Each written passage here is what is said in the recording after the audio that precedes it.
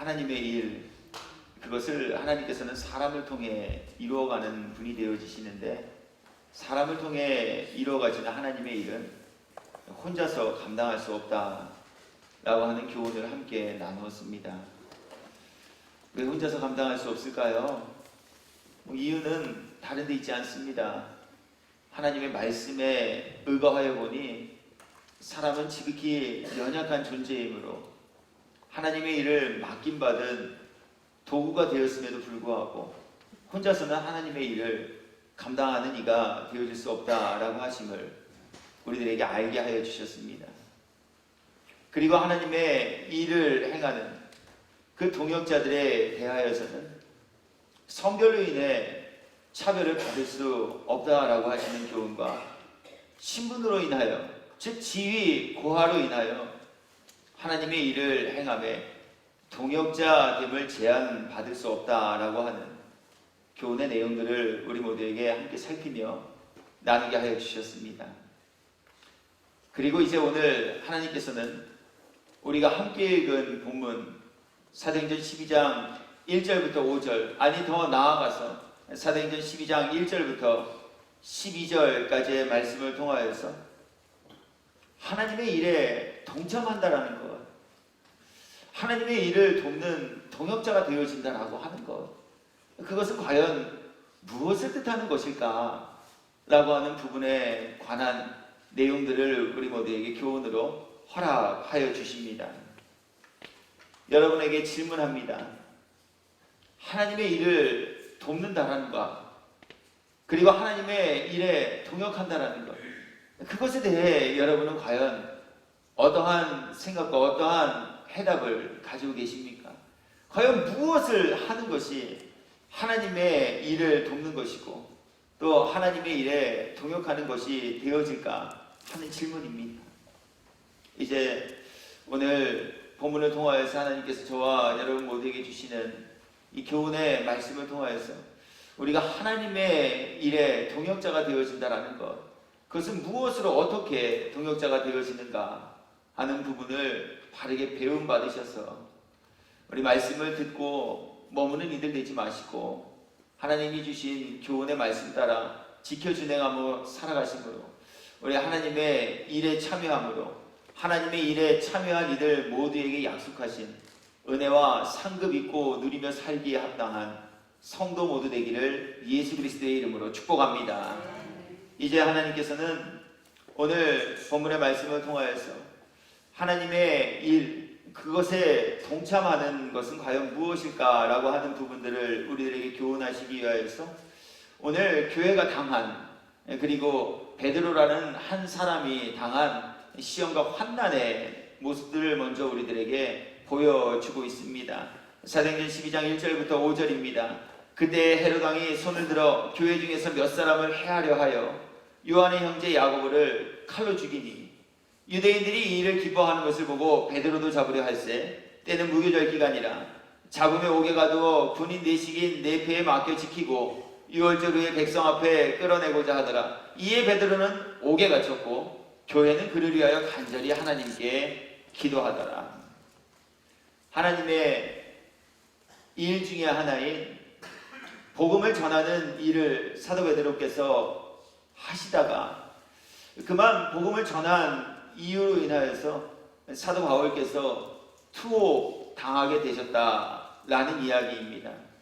그리고 사도 바울이 투옥 당하게 되어지자 교회는 사도 바울을 위하여서 연합하여 합심함으로 힘써 기도를 드렸다라고 하는 것이 오늘 우리가 함께 읽은 본문의 배경과 그 내용이 됩니다. 그리고 그 결과는 어떠합니까? 이제 6절 이후에 기록된 말씀을 통하여서 하나님께서는 어려움을 당한 베드로, 그를 기도로 함께 도운 사람들에 의해 어떠한 증거들을 나타내 보이셨는가 하는 부분을 이렇게 증언합니다. 말씀을 제가 읽어드립니다. 헤롯이 잡아내려고 하는 그 전날 밤에 베드로가 두 군인 틈에서 두 쇠사슬에 매어 누워 자는데 파수꾼들이 문 밖에서 옥을 지키더니 홀련히 주의 사자가 나타나며 옥중에 광채가 빛나며 또 베드로의 옆구리를 쳐 깨워 이르되 급히 일어나라 하니 쇠사슬이 그 손에서 벗어지더라. 천사가 이름에 띠를 띠고 신을 신으라 하거늘 베드로가 그대로 하니 천사가 또 이르되 겉옷을 입고 따라오라 한대 베드로가 나와서 따라갈새 천사가 하는 것이 생시인 줄 알지 못하고 환상을 보는가 하니라. 이에 첫째와 둘째 파수를 지나 시내로 통한 쇠문에 이르니 문이 저절로 열리는지라 나와서 한 거리를 지나매 천사가 곧 떠나더라. 이에 베드로가 정신이 들어 이르되 내가 이제야 참으로 죽겠어. 그의 천사를 보내어 나를 헤롯의 손과 유대 백성의 모든 기대에서 벗어나게 하신 줄 알겠노라 하여 깨닫고 마가라 하는 요한의 어머니 마리아의 집에 가니 여러 사람이 거기에 모여 기도하고 있더라. 아멘. 베드로를 위해 교회가 기도하였을 때 하나님께서는 기도를 들으시고 천사를 보내주시고 하나님의 천군 천사를 통해 그를 옥죄이고 있던 옥문을 열게 하시고 그에게 자유의 기쁨을 만끽케 하여 주셨다라고 하는 것이 바로 오늘 우리가 함께 읽은 본문 말씀을 통해 주시는 모든 내용입니다. 이제 그렇다면 하나님께서는 오늘 이 본문의 말씀을 통해 과연 말씀을 함께 나누는 자리에 참여한 저와 여러분 모두에게 어떤 교훈 허락하여 주시기를 원하고 계실까라고 하는 것입니다. 먼저 하나님께서는 오늘 이 사건과 이 본문의 내용을 통하여서 하나님의 일을 행함에 있어 하나님의 일이 완성되지 못하도록 방해하는 방해의 세력이 있다라고 하시는 교훈을 우리에게 먼저 허락하여 주고 있습니다. 하나님은 하나님의 일을 이루기 위하여서 각 사람의 마음에 소원을 주시고 행할 힘과 능력을 입히사 하나님께서 이루어가기를 소원하셨던 일을 이루어가시는 분이 되어지십니다. 그런데 마귀는 하나님께서 이루어가기를 원하셨던 이 하나님의 일 이루어감을 방해하는 존재와 그 세력을 행하게 되어진다라고 하는 교훈을 우리에게 전하여 주고 계시다라는 거예요. 하나님의 일은 예수님을 바르게 잘 믿어 믿음의 결국 영혼이 구원에 이르는 일을 완성하는 것입니다. 요한복음 6장 29절 말씀입니다. 예수께서 대답하여 이르시되 하나님께서 보내신 이를 믿는 것이 하나님의 일이니라 하시니. 아멘. 하나님께서 보내신 분은 예수님이십니다. 그렇게 여기에서 하나님의 일이란 하나님께로부터 보냄을 받은 예수님을 바르게 잘 믿는 것, 이것이 하나님의 일입니다. 그런데 이 일을 이루어가는 모든 과정 속에 방해하는 세력과 그 방해하는 존재가 있다라고 하는 것을 우리에게 교훈하고 계시다라는 거예요. 그들은 하나님의 일인 예수님을 믿어 구원에 이르는 것을 방해하기 위해 개인적으로 찾아와 공격하는 존재가 되어진다라고 하는 거예요.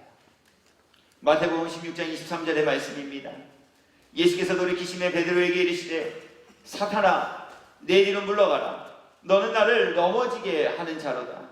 내가 하나님의 일을 생각하지 아니하고 도리어 사람의 일을 생각하는도다 하시고 개인적으로 찾아와서 하나님의 일을 이루어가는 일 앞에 몰두하게 하기보다는 여타의 다른 생각들을 그 마음속에 집어넣어 줌으로 인하여서 하나님께서 이루시고자 하는 예수님을 믿는 그리고 영혼이 구원에 이르는 일들을 방해하고 하지 못하도록 유혹하는 존재가 바로 사단이요. 그들이 행하는 모든 악한 일의 일체가 되어진다라고 하는 거예요. 또 한 곳의 말씀을 읽어드립니다. 요한복음 16장 3절과 27절의 말씀입니다. 여기에서도 마귀는 한 사람의 마음속에 악한 생각을 품게 함으로 인하여서 하나님께서 이루어 가시기를 원하셨던 영혼 구원의 일을 방해하는 일행하는 존재가 됨을 나타나 보이고 있습니다. 마귀가 벌써 시몬의 아들 가룟 유다의 마음에 예수를 팔려는 생각을 넣었다. 조각을 받은 후 곧 사탄이 그 속에 들어간지. 이에 예수께서 유다에게 이르시되 내가 하는 일을 소개하라 하시. 구원 역사를 이뤄감 앞에 마귀는 이처럼 개개인에게 찾아와 하나님의 일이 완성되지 못하도록 방해하는 존재가 되어짐을 성경의 여러 곳을 통하여서 우리 모두에게 밝히 보여주고 있습니다. 한 곳의 말씀만 더 읽어드리죠. 누가복음 8장 12절의 말씀입니다. 길가에 있다는 것은 말씀을 들은 자니 마귀가 가서 그들이 믿어 구원을 얻지 못하게 하려고 말씀을 그 마음에서 빼앗는 것이요.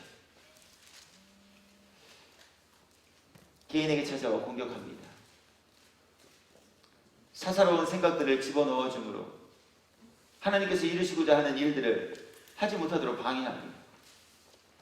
심지어는 예수님을 믿는 믿음의 근간인 하나님의 말씀을 듣는 자리에까지 이르렀으나, 그래서 말씀을 들었으나 그 들은 말씀의 씨를 마음속에 찾아와 빼앗아 가는 일도 행하는 존재가 바로 마귀요. 말씀의 씨를 빼앗아 감으로 인해 믿음이 자라나지 못하도록 방해하는 일 행하는 존재가 바로 마귀다 라고 하는 것을 우리에게 교훈하여 주고 있습니다. 오늘 본문의 말씀을 보아도 그렇습니다. 성령 충만함을 입은 사도 베드로를 통해 하나님께서는 복음을 먼저 유대인들에게 전하는 일을 하게 하셨습니다. 그런데 마귀는 베드로 개인에게 찾아와 베드로를 공격함으로 인하여 하나님의 말씀이 더 이상 전파되어진 하나님의 말씀을 듣고 예수님을 믿는 그 믿음의 일들을 하지 못하도록 방해하고 있었다라고 하는 누구인가요? 마귀는요, 사탄은요, 개인을 찾아와 예수님을 믿지 못하게 방해하는 일을 하는 존재가 되어질 뿐만이 아니라 교회를 상대로도 하나님의 기쁨이 되는 일을 행함에 있어 하지 못하도록 방해하는 존재가 되어진다라고 함을 성경이 우리들에게 보여주고 있습니다. 요한계시록 2장 9절부터 10절까지의 말씀입니다. 이곳에 보니까 마귀가 개인뿐만이 아니라 교회를 집중적으로 공격함으로 하나님을 믿는 믿음에서 떠나가게 하려는 일들을 벌이고 있다라고 하는 것을 우리들에게 보여주고 있습니다. 말씀 읽어드리죠. 내가 내 환난과 궁핍을 알거니와 실상은 내가 부유한 자니라. 자칭 유대인이라 하는 자들의 비방도 알거니와 실상은 유대인이 아니요 사탄의 회당이다. 너는 장차 받을 고난을 두려워하지 말라. 볼지어다 마귀가 장차 너희 가운데서 몇 사람을 오게 던져 시험을 받게 하리니 너희가 10일 동안 환난을 받으리라. 내가 죽도록 충성하라. 그리하면 내가 생명의 관을 내게 주리라. 교회를 대상으로도 교회에게 어려운 시험거리들을 던져주고 교회의 환난과 핍박을 당하게 모략함으로 교회에 나와 예배하는 일들을 하지 못하게 방해하고 교회에 나와 신앙생활을 영위하는 일들을 하지 못하도록 방해하는 일을 마귀가 행하게 되어진다라고 하는 거예요. 그리고 오늘 이 마귀의 방해는 당시 초대교회와 성경이 기록될 그 당시에만 있었던 것이 아니라 오늘 이 시대에도 동일하게 성도에게 찾아와 말씀을 듣지 못하게 하고 말씀을 들을 때 자꾸만 딴 생각을 집어넣어 말씀이 들리지 않게 하고 교회에 어려운 시험거리를 던져줌으로 인해 교회가 불화하게 하고 서로 미워하게 하고 예수님을 바르고 온전하게 믿는 믿음으로부터 떠나게 하는 일들을 자행하고 있다라고 하는 거예요. 베드로전서 5장 8절과 9절의 말씀입니다. 근신하라 깨어라. 너희 대적 마귀가 우는 사자같이 두루다니며 삼킬 자를 찾나니 너희는 믿음을 굳건하게 하여 그를 대적하라. 이는 세상에 있는 너희 형제들도 동일한 고난을 당하는 줄을 아닙니다. 그렇게 오늘 하나님께서는 하나님의 일을 이루어가고자 마음에 말씀을 듣고 소원 품은 저와 여러분 모두에게 하나님의 일을 이루어감에 있어 마귀로부터 이러한 공격과 방해하는 일들을 당하고 만나게 되어지므로 우리가 힘써 깨어 기도함으로 마귀의 방해와 마귀의 권세로부터 이기고 승리하는 이들 삼으시기 위해 오늘 이 교훈의 말씀을 저와 여러분 모두에게 전하며 나누게 하고 계시다라고 하는 거예요. 이제 오늘 하나님의 말씀을 통하여서 그렇다면 이들은 무엇을 어떻게 하였기에 베드로 개인에게 그리고 오늘 초대교회에게 닥친 이 마귀가 가져다준 시험으로부터 승리할 수 있었는가 라고 하는 부분을 이제 더 자세히 살펴보도록 하시겠습니다. 오늘 성경에 기록된 말씀 이곳에서 하나님의 일을 행함에 있어 방해하는 마귀의 권세와 그 방해의 공작으로부터 승리하게 한 능력이 오늘 하나님께서는 다른 데 있지 아니하고 기도에 있다라고 교훈하고 있습니다. 오늘 우리가 함께 읽은 본문 사도행전 12장 1절부터 5절까지의 말씀을 우리가 다시 한번 읽어보도록 하겠습니다. 사도행전 12장 1절부터 5절까지의 말씀입니다. 저와 함께 말씀 읽어주시길 바랍니다. 읽어보겠습니다. 그때 헤롯 왕이 손을 들어 교회 중에서 몇 사람을 해하려 하여 요한의 형제 야고보를 칼로 죽이니 유대인들이 이 일을 기뻐하는 것을 보고 베드로도 잡으려 할세 때는 무교절 기간이라 잡음에 오게 가두어 군인 내식인 내패에게 맡겨 지키고 6월절 후에 백성 앞에 끌어내고자 하더라. 이에 베드로는 옥에 갇혔고 교회는 그를 위하여 간절히 하나님께 기도하더라. 아멘.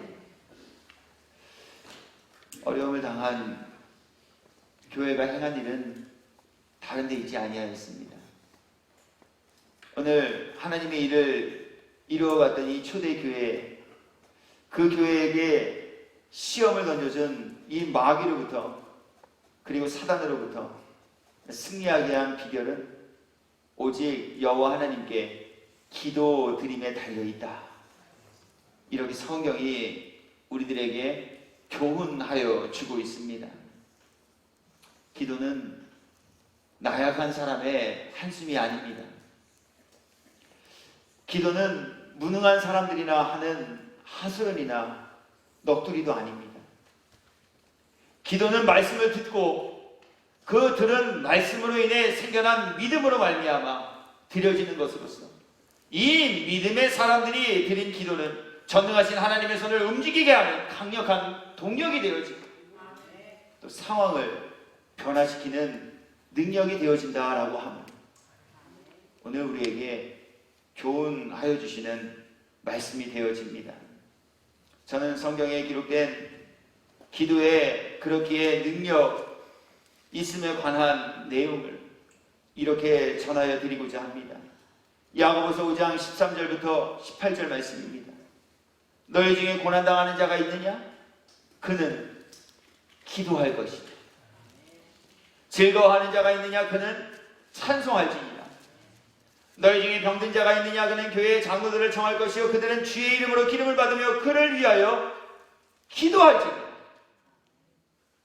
믿음의 기도는 병든 자를 구원하리니 주께서 그를 일으키시리라. 혹시 죄를 범하였을지라도 사하심을 받으리라. 그러므로 너희 죄를 서로 고백하며 병이 낫기를 위하여 서로 기도하라. 의인의 강도는 역사하는 힘이 큼이니라. 엘리야는 우리와 성정이 같은 사람이로되 그가 비가 오지 않기를 간절히 기도한즉 3년 6개월 동안 땅에 비가 오지 아니하고 다시 기도하니 하늘이 비를 주고 땅이 열매를 맺었느니라. 아멘. 네, 하나님께서는 이 말씀을 통해 하나님의 일, 그 일 이루어감 앞에 그렇다면 우리는 과연 무엇으로 힘써 동역해야 하는가? 라고 하는 질문을 가진 이들 모두를 향하여 기도로서 동역하는 이들이 되십시오 하는 이 교훈의 말씀을 저와 여러분 모두에게 전하여 주시니 우리 오늘 이 말씀을 전하고 나누는 자리에 함께 참여한 저와 여러분 모두께서 우리 하나님의 말씀이 그렇다라고 증언하십니다. 우리 하나님의 말씀을 믿는 믿음을 가지시고 우리 하나님의 일을 이뤄감 앞에 있어 피차간에 기도의 동역자가 되고 우리 하나님의 일 행함을, 그리고 하나님의 일이 완성되어져감을 방해하는 마귀의 관계와 시험으로부터 승리하는 우리 하나님의 일을 이루어감 앞에 함께 쓰임받는 저와 여러분 모두가 되시기를 예수 그리스도의 이름으로 권하여 드립니다. 그렇다면 무엇을 위한 기도드림일까? 라고 하는 거예요. 기도로 돕겠다라고 마음에 소원과 결단을 품은 이들이 되셨다면, 그렇다면 우리는 무엇을 기도함으로 하나님의 일을 이뤄감 앞에 동역자가 되어질 수 있겠는가라고 하는 것이지요. 저는 오늘 성경에 기록된 두 가지 사건과 또 그 사건을 통해 주시는 말씀의 교훈을 통하여서 무엇을 위해 우리는 기도함으로 하나님의 일을 이뤄가는 동역자가 되어질 수 있을까라고 하는 부분에 관한 교훈의 내용을 살피려고 합니다. 먼저 오늘 본문에서도 우리가 보았듯 어려움을 당한 이를 위하여 기도함으로 돕는 기도의 동역자가 되시라 하는 교훈입니다. 아무 잘못 없었죠. 복음 전한 것 뿐이에요. 그럼에도 불구하고 그 일로 인하여서 투옥된 베드로, 그를 위해 예루살렘 교회는 다른 것 하지 않았어요. 시청에 나가지 않았어요. 광화문에 모이지도 않았어요. 탄원서를 쓰지도 않았어요. 법정으로 고소하지도 않았어요.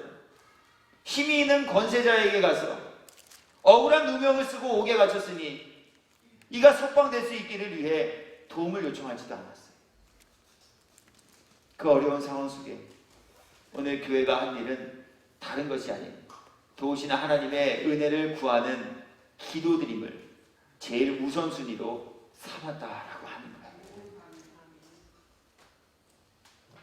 할 줄 몰라서 그랬을까요? 할 수 있는 연줄이 없었기 때문에 이들이 무능하리만큼 앉아서 기도만 하고 있었을까요? 그렇지 않아요. 이들에게는 어려운 일을 당했을 때 기도함으로 인하여 도우시는 하나님의 은혜가 임하게 되어진다라고 하는 이 말씀에 입각한 믿음이 있었기에 이들은 다른 것 하지 아니하고 오직 도우시는 하나님의 은혜를 구하는 기도 올려드리는 일에 힘썼다라고 하는 말씀이에요. 정말로 그러한가? 예레미야서 33장 1절부터 3절까지의 말씀을 통하여서 도우시는 여호와 하나님 아버지의 은혜를 믿은 이들이 어려움 속에 다른 것 도움 구하지 아니하고 기도하는 일에 매진할 수 있었다라고 하는 부분을 이렇게 소개하여 드리고자 합니다. 말씀 읽어드리죠. 예레미야가 아직 시위대 뜰에 갇혀 있을 때 여호와의 말씀이 그에게 두 번째로 임하니라 이르시되, 이곳에서도 하나님의 말씀을 전하는 일을 하였던 예레미야께서 하나님의 말씀을 전한 이유로 인해 시위대 뜰에 갇혔다라고 말하고 있습니다. 그리고 시위대 뜰에 갇힌 예레미야에게 하나님 찾아오시려서 전하신 말씀은 다른 말씀이 아닌 기도하라 라고 하는 말씀이었습니다. 이를 행하시는 여호와, 그것을 만들며 성취하시는 여호와, 그의 이름을 여호와라 하는 이가 이와 같이 이르시도다. 너는 내게 부르짖으라. 내가 내게 응답하겠고 내가 알지 못하는 크고 은밀한 일을 내게 보이리라. 아멘. 오늘 이 시대에 하나님의 일을 이뤄와 앞에 참여한 저와 여러분 모두, 그래서 하나님의 일을 이뤄가는 그 과정 속에 마귀 때문에 만나게 되어지는 어려움과 시험 앞에 하나님은 다른 지혜와 다른 길을 찾기 위해 힘쓰기보다는 일을 행하시는 여호와 하나님 아버지, 부르짖는 이들에게 크고 은밀한 것들을 보이시는 여호와 하나님 아버지께 기도하고 그 모든 시험으로부터 승리하여 하나님의 일을 이뤄감 앞에 참여하고 쓰임받는 복된 이들이 되라 하시는 교훈의 말씀을 오늘 우리 모두에게 전하여 주고 있습니다.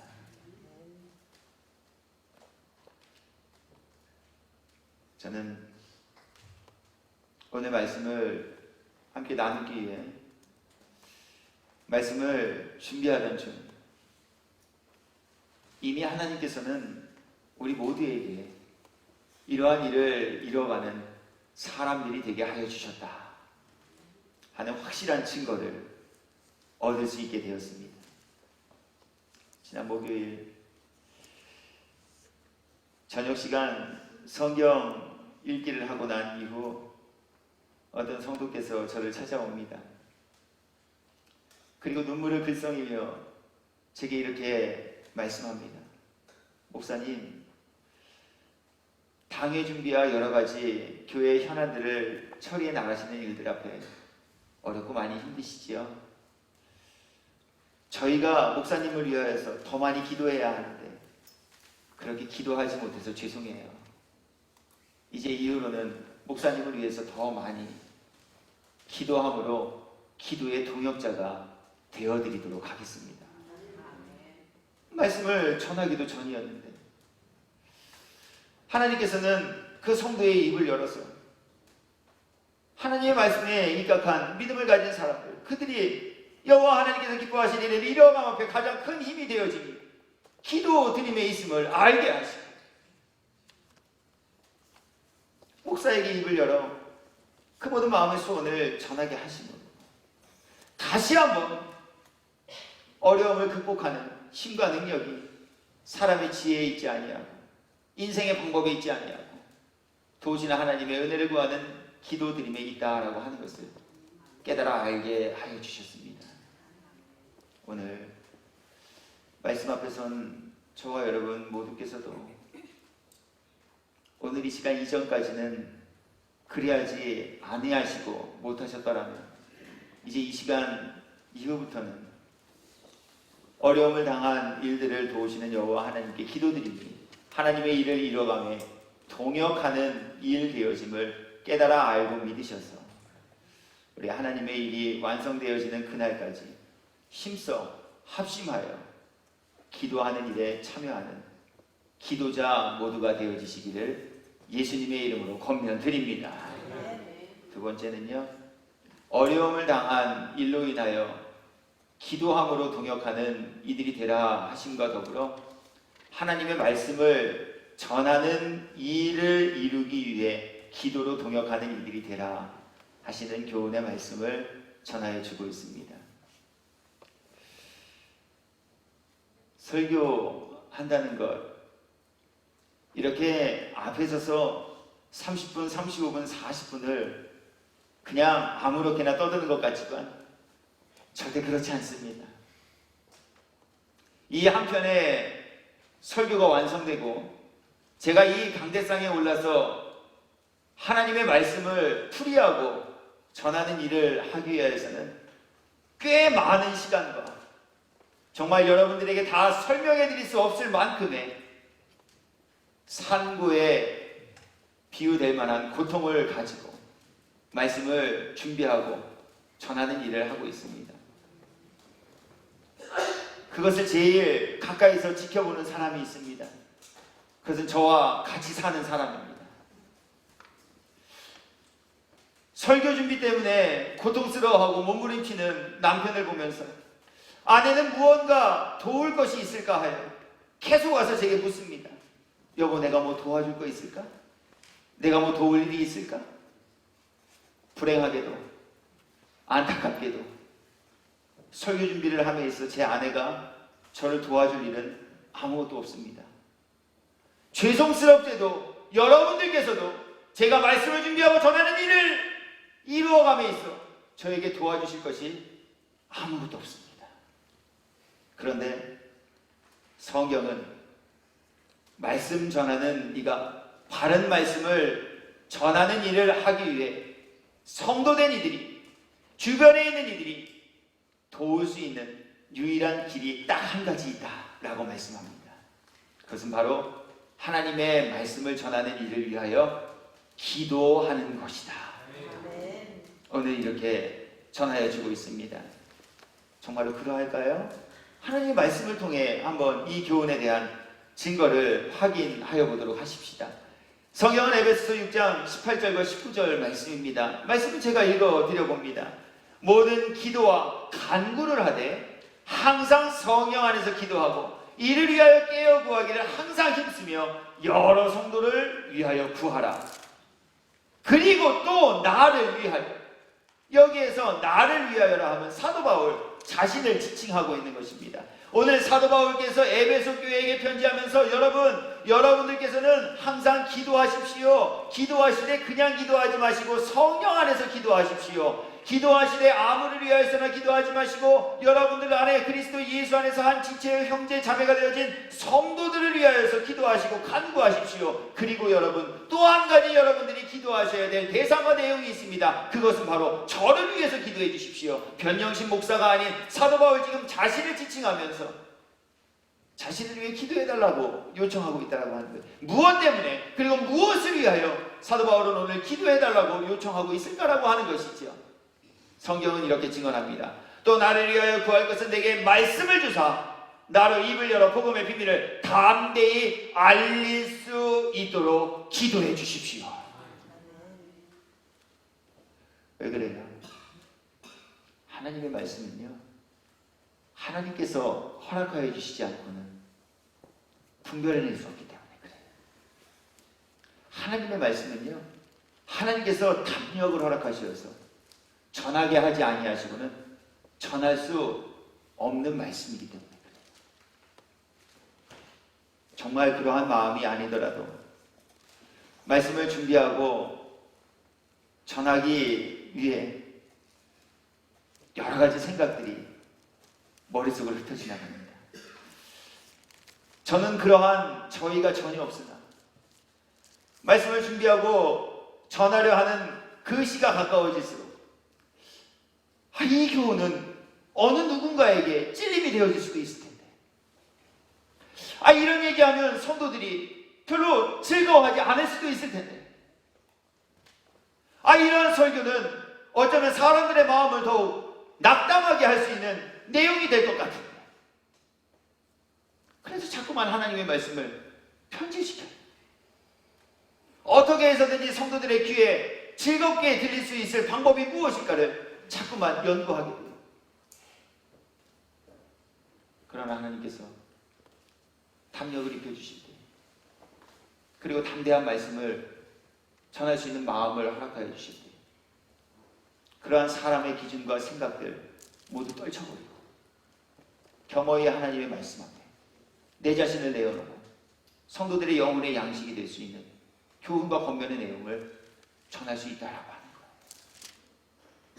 그렇기에 말씀을 듣는 자리에 함께 참여한 이들은 말씀 전하는 이가 하나님의 말씀을 변절시키지 않고 하나님의 말씀을 가감하지 않고 생명과 능력이 되신 여호와 하나님의 말씀을 온전하게 대언할 수 있기를 위해 기도 드려 주심으로 하나님의 일을 이루어가는 동역자들이 되어질 수 있다라고 하는 교훈을 오늘 이 아침 우리 모두에게 전하여 주고 계십니다.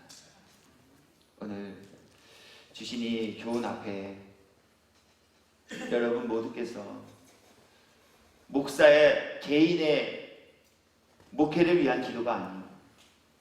목사 개인의 설교 준비 용이하게 하기 위한 기도드림이 아니에요.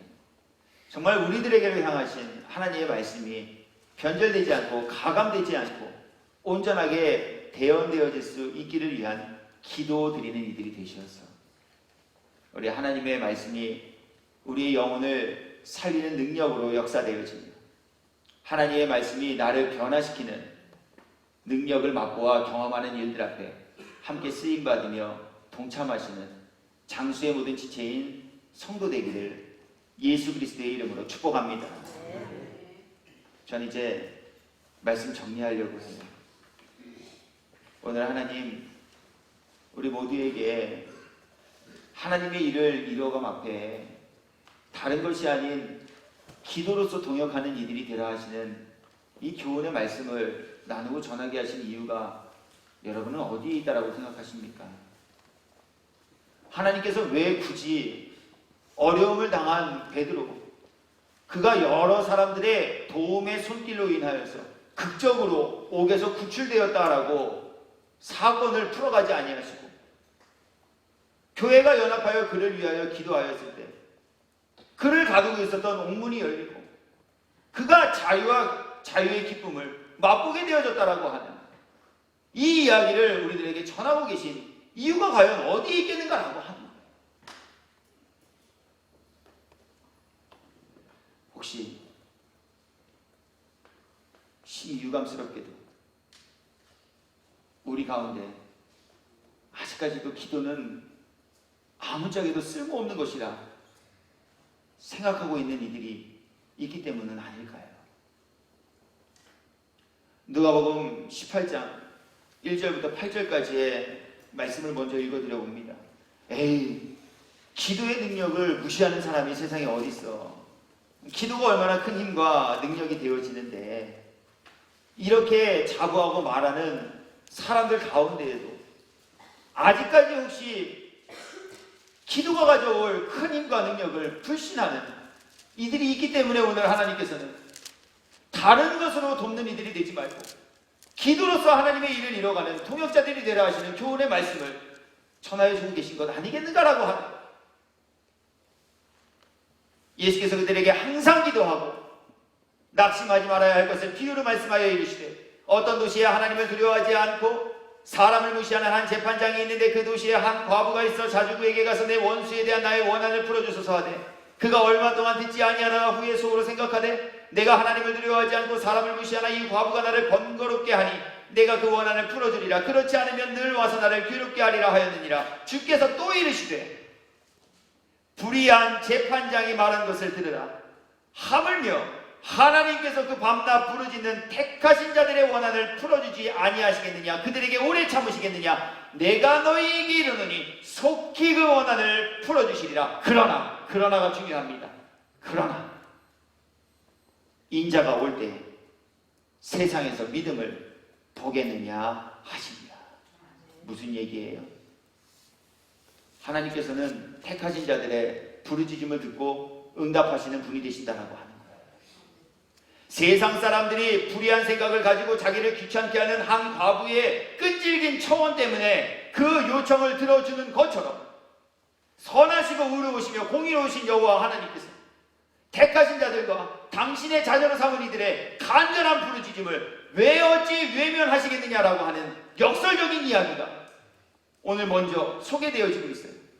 그러면서 예수님께서 그러나 하나님께서는 이러한 분이심에도 불구하고 세상 사람들보다 선하고 의로우시며 공의로우신 분이시기 때문에 당신의 택하신 모든 이들의 간구와 부르짖음을 외면하지 아니하시고 속히 그 원한을 해결해 주시는 분이심에도 불구하고 이러한 하나님을 믿지 못함으로 인하여 어려운 일을 당할 때 기도하는 일에 주저하며 낙망할 일을 당했을 때 하나님의 도우심을 의지하는 이들이 점점 더 자취를 감춰가게 되어질 거라는 얘기. 우리도 이와 같지는 아니하냐라고 하는 거예요. 말씀은 줄줄줄 외워요. 기도의 능력이 있다라고 말해요. 그러면서도 정작 도우시는 하나님의 은혜를 구해야 할 일을 만났을 때에는 우리 과연 하나님의 도우시는 은혜를 구하고 입기 위해 기도하고 있는가라고 하는 거예요. 정말 하나님이 살아계심을 믿는 믿음을 가졌다면, 하나님께서 작은 신음소리에도 응답하시는 분이 되심을 믿는 믿음을 가졌다면, 능히 행치 못하실 여호와 하나님의 되심을 믿는 믿음을 가졌다면, 우리 인생이 해결할 수 없는 문제를 놓고 왜 아니 기도하겠느냐라고 하는 거예요. 그런데 오늘 예수님은 무엇라고 말씀하고 계십니까? 그러나 인자가 올 때 세상에서 믿음을 찾아보겠느냐. 점점 믿음이 없어진다는 얘기. 기도하는 것은 시간 낭비하는 일이라고 생각하는 사람들이 점점 많아진다는 얘기예요. 그까짓 기도해봐야 무슨 유익과 도움이 있을 수 있겠느냐라고 여기는 사람들이 점점 더 많아진다는 얘기예요.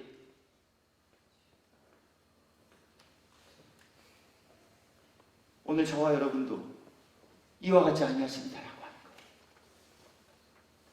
교회가 해결해야 할 여러 가지 문제들이 있습니다. 우리는 과연 이것을 위하여 얼마나 하나님께 기도함으로 그 해결의 길로 나아가고 계시는가라고 하는 거예요. 목회에 있어서도 여러 가지 고민하고 해결해야 할 문제들이 있습니다. 그렇다면 저는 말씀 앞에 얼마나 이것을 여호와 하나님께 묻고 여호와 하나님께서 이 일을 해결해 주시기를 위해 기도하고 있는가라고 하는 거예요. 여러분들에게도 동일하게 지금 하나님께서는 말씀을 통해 도전하고 계시다라고 하는 거예요.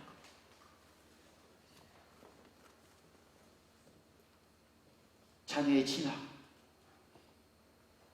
인생에 있어서 입사해야 하는 문제, 어디로 가야 할지 알지 못하는 갈림길 앞에서 갈팡질팡하고 있는 이들에게 오늘 주님은 과연 그러한 모든 일들 앞에 인도하시는 여호와 하나님의 은혜를 입기 위해 기도하고 있는가 질문하고 계시다라고 합니다.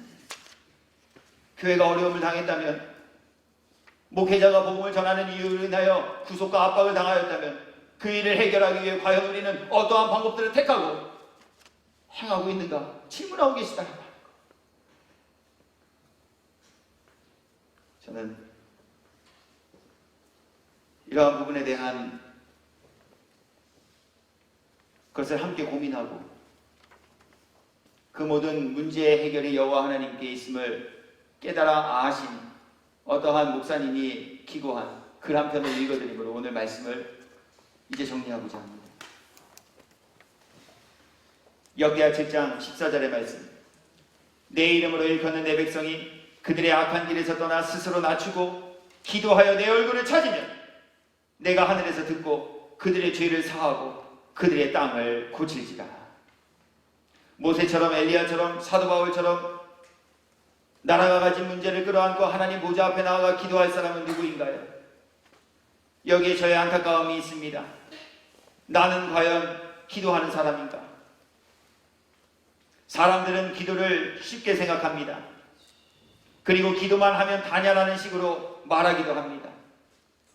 기도하는 이들은 다 공감하겠지만 기도는 우리가 할 수 있는 일 중에 가장 쉽고도 어려운 일이 됩니다. 왜냐하면 기도는 우리의 본성을 거역하는 행위가 되어지기 때문입니다. 기도는 결코 자연스러운 일이 아닙니다. 기도하는 시간에 차라리 무엇인가 행동해야 할 것 같은 충동을 우리는 많이 느끼게 됩니다.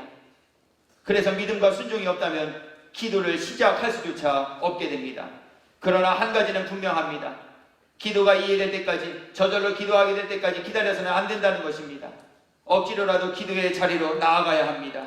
그 자체만으로도 큰 승리가 되어지기 때문에 그렇습니다. 저는 어려서부터 교회에서 뜨겁게 기도하는 어른들을 보고 자랐습니다. 그래서 그런지 언제부터 그분들의 기도를 따라가게 되었습니다. 그러나 지금 우리의 모습 중 가장 안타까운 것은 뜨거운 기도가 사라져가고 있다는 것입니다. 여전히 기도회로는 모이지만 이름만 기도회일 뿐 설교 듣는 시간이요 사교 모임이 되어져 버리고 말았습니다. 이렇게 가다가는 다음 세대에는 기도가 완전히 죽을지도 모르겠습니다. 불같이 기도하는 모습을 본 적도 없으니 어떻게 불같이 기도하라 말할 수 있겠습니까? 우리는 보잘것없지만 나라와 민족과 열방을 위하여 기도할 권세를 가진 사람들입니다.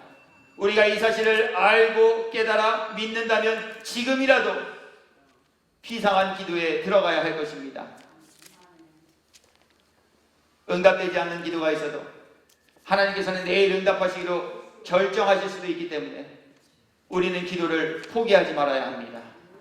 오히려 하나님께서 기도에 응답하실 때 우리가 그 응답받을 준비가 되어 있는지를 살펴야 할 것입니다.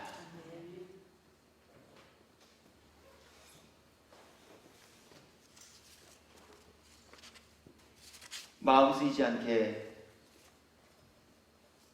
알아서 일을 해결해 주심으로 동역해 주는 분들에게도 감사하지요. 연약한 육신을 위해 여러 가지 필요한 것들을 공급하시고 채워주시는 분들께도 참으로 감사합니다. 교회가 당한 그리고 풀어가야 할 여러 가지 숙제 앞에 어떻게 하면 지혜롭게 이 일을 헤쳐나갈 수 있을까? 조언을 주시는 분들의 조언도 참으로 감사합니다. 그러나 그보다 우선되어야 할 신앙인으로서의 우선순위가 있음을 오늘 하나님께서는 본문의 말씀을 통해 우리에게 지시하고 있습니다. 그것은 일을 행하시는 여호와, 응답하시는 여호와, 하나님께 기도하는 것입니다. 오늘 말씀 앞에 목사의 목회를 어떻게 하면 잘 도울 수 있을까? 어떻게 하면 하나님의 일을 이루어감 앞에 내가 동역할 수 있을까? 궁금해하셨던 분들이 계시다면 기도함으로 동역하는 이들이 되라 주신 이 교훈의 말씀 앞에 우리 모두가 기도의 동역자 되어 하나님께서 이루시고자 계획하시고 꿈꾼 그 모든 일들을 이루어가는데 쓰임받는 복된 이들 모두가 되시기를 예수 그리스도의 이름으로 축원합니다. 이제